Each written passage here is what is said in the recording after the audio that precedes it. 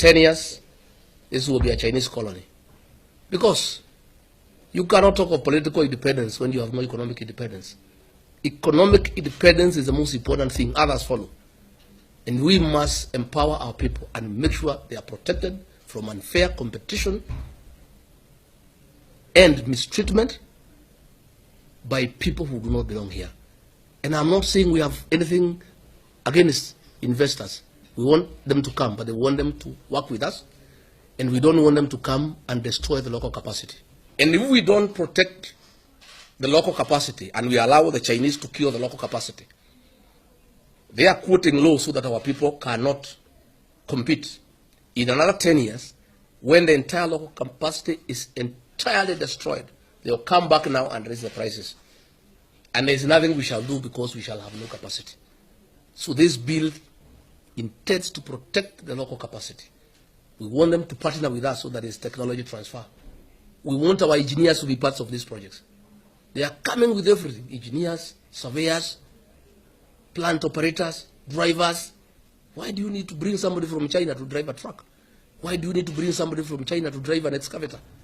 We have plant operators here in thousands who are jobless. Our people have closed down their shops. There's no business. These guys now have come, they are even hawking. They are opening retail shops. And we want to challenge the Minister of Interior. We want to challenge the Cabinet Secretary, who is very abrasive and who looks very active. All these Chinese who are here doing manual work, where did they get permits to come to this country? Those who are here and they have no business being here, they be put on a plane back to their country. Those who need to stay here, they can stay. Those who have skills that are not available locally. But gentlemen, are you telling me that we have no people who can repair tubes when there is a tire burst? Surely, these people have come too much. This is an invasion. We have no problem providing our police with uniforms.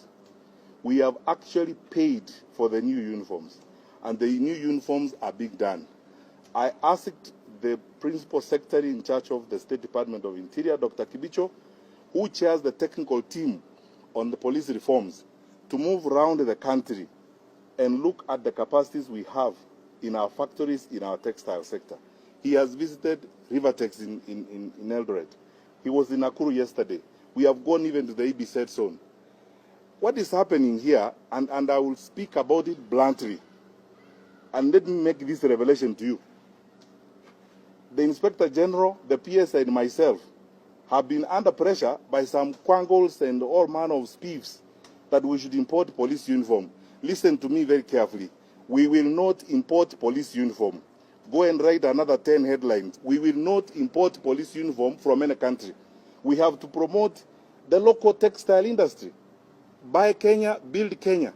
How are we going to support our cotton farmers? How are we going to support our manufacturers and create jobs in our country?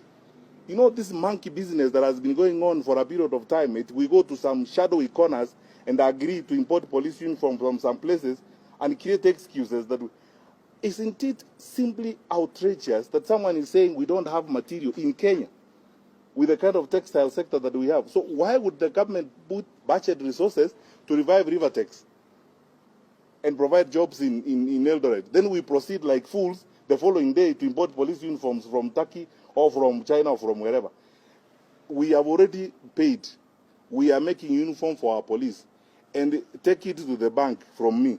We will not import uniform. No amount of pressure, manipulation, or anything will change that position. That style of life has come to an end in Kenya. It has come to an end, and no one is going to live that way.